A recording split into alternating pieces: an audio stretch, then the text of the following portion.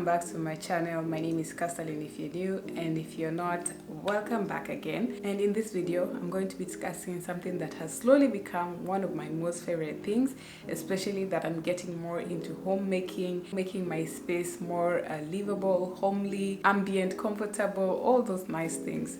So home fragrances has become a big part of my life. You may have seen on my channel that I like doing cleaning videos, I like organizing my space, and on top of that I like having a nice fragrance in the air, just keeping the space smelling nice.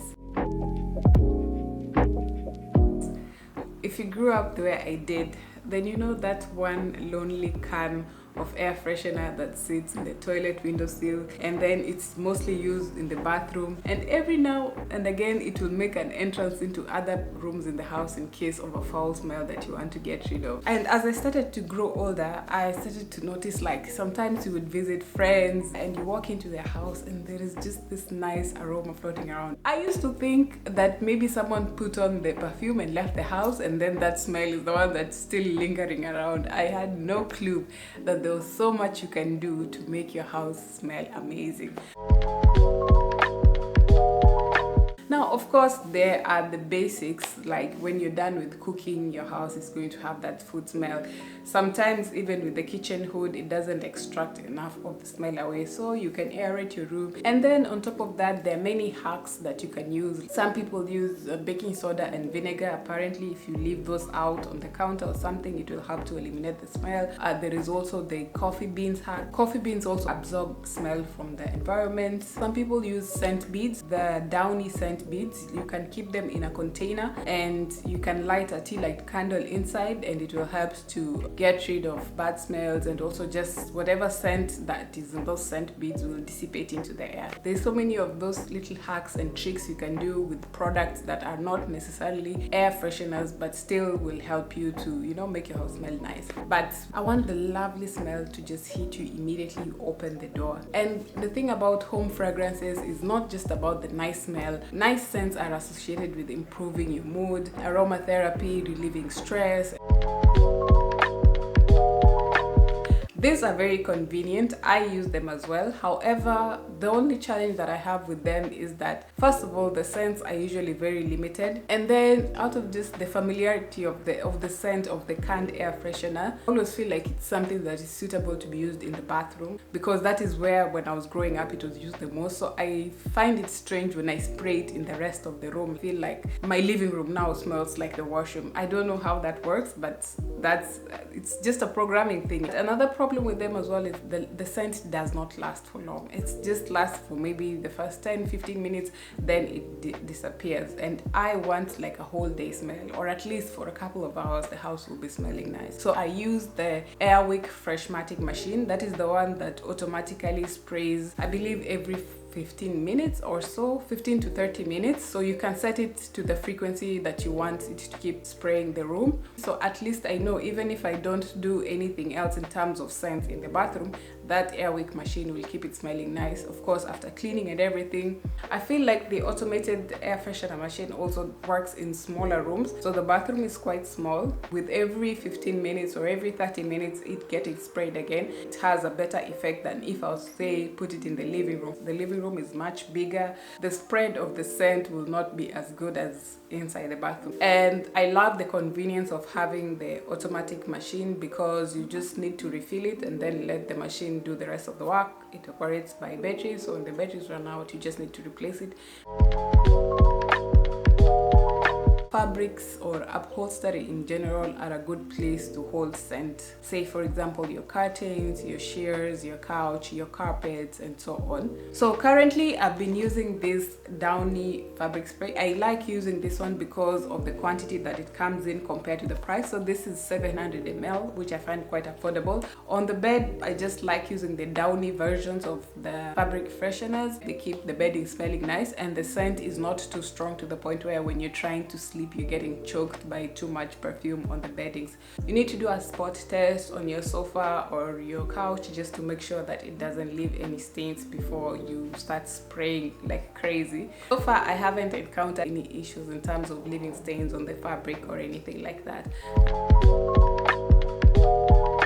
Now coming to scented candles, which have started getting such a bad rep over the years because of so many issues, but I love scented candles. It's not only about just the fragrance it produces, but the look, you know, that ambient lighting that candles give you. Many candles nowadays come in very decorative jars that can become part of your home decor. The only problem with candles is that you cannot burn them for too long. The more you burn the candle and the wax quantity is reducing, it's just evaporating into the air. It will settle on the surfaces and can cause allergic reactions once it gets into your respiratory system.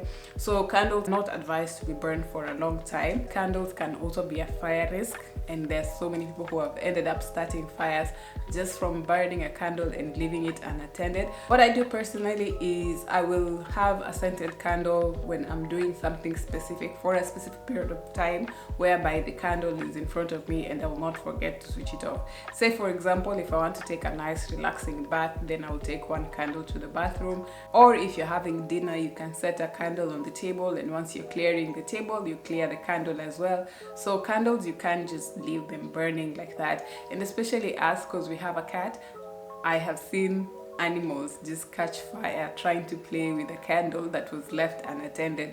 There is a solution when it comes to burning candles. There are those candle burning lamps. So the lamp itself produces heat enough to melt the candle, and the smell still dissipates from the candle to burn it without having to actually light a flame. So that's one way that you can try to prevent the risks that come with burning a candle in your home.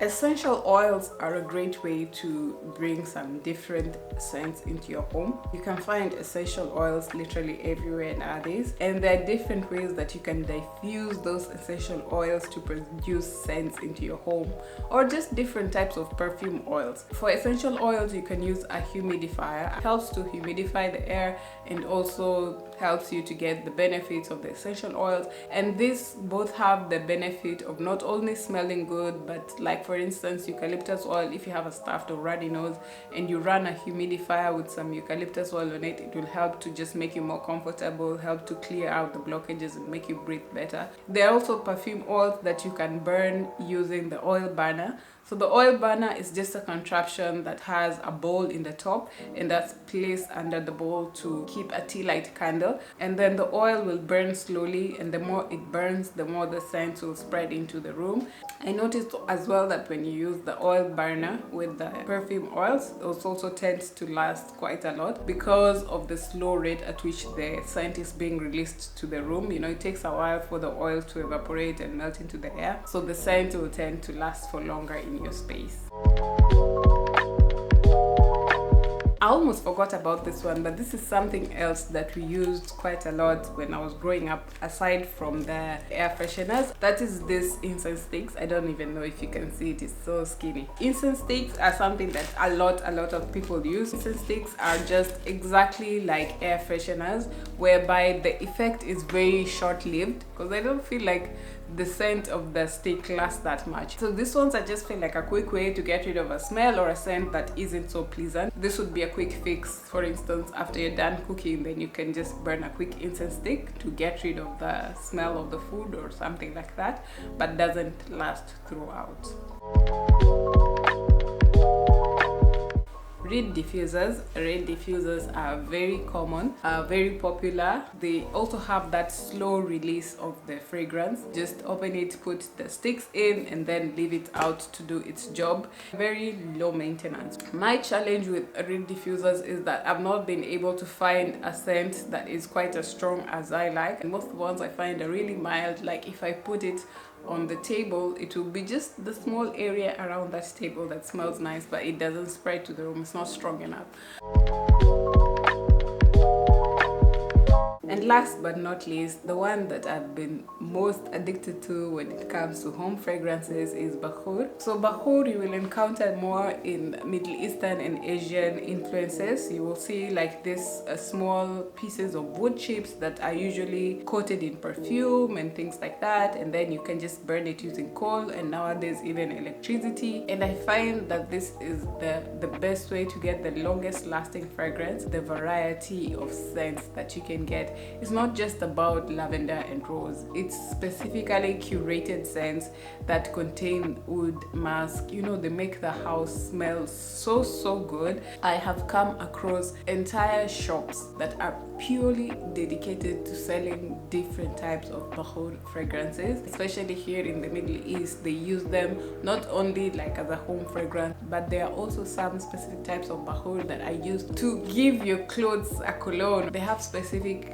wardrobes or closets whereby you hang your clothes inside and then you smoke them with the bakur from down, and then the smell or the scent soaks into your clothes and that becomes your perfume for the day. I could not even begin to express adequately the culture of bakur in this country, so I'm just saying this is something that I personally have come to quite enjoy to create a nice ambience in my home and a nice smell in my home. Once the smoke just starts going up into the air and seeps into the fabrics and just spreads all over the walls and everything, it's just amazing. And different from the smoke that comes from candles, doesn't have that waxy film or soot that candles leave behind. There's no difference in the colors of my walls or anything like that. It doesn't have that effect that candles have that leaves some soot behind. The smoke is completely white most of the times, pure fragrance just spread into your home, and it lasts and lasts and lasts, and that's why I love using bakur so much. What I have to mention when it comes to burning bakur or incense sticks or even a candle is that you have to be very careful.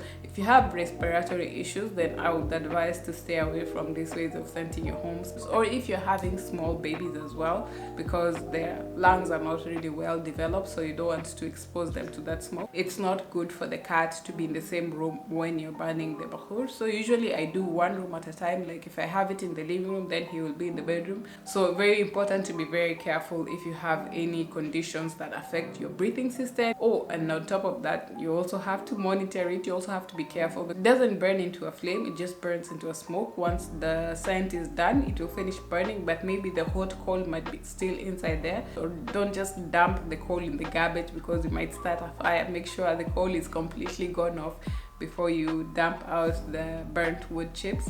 The burners that you can find in the market for bakur nowadays are so varied.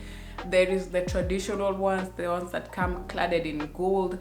There is the ceramic ones, and there are electric ones as well if you don't want to deal with the process of lighting up coals. But there is so much variety available in the market, and it can be part of your home decor as well. One thing is that we don't want extra items in the house that are not looking good when they are not in use. It has to be part of the home decor. So even your incense burner or your bakur burner, if you leave it on the table, it looks like it's meant to be there. So those are the ways that I like to finish off most of the time when I do a deep cleaning in the house. One thing about it is that I don't mind the chemical smells of Dettol and cleaning products. I don't mind that smell as well. After a deep and thorough cleaning session, and now I want to change the mood and get into more relaxing, these are the different ways that I can get different nice smelling scents into the house, and the variety of scents available out there. You can find something just for you, so it doesn't have to be the strong wood musk that will make it even hard for you to breathe. You can find nice soft scents. So with all these options available, you have no excuse not to be having your home smelling amazing. With that being said, I think that's enough. I can ramble on for hours. I hope you found this video informative, if in case you're wondering how to elevate the scent of your space. Thank you so much for watching this video all the way until the end, and I will see you on the next one. Bye.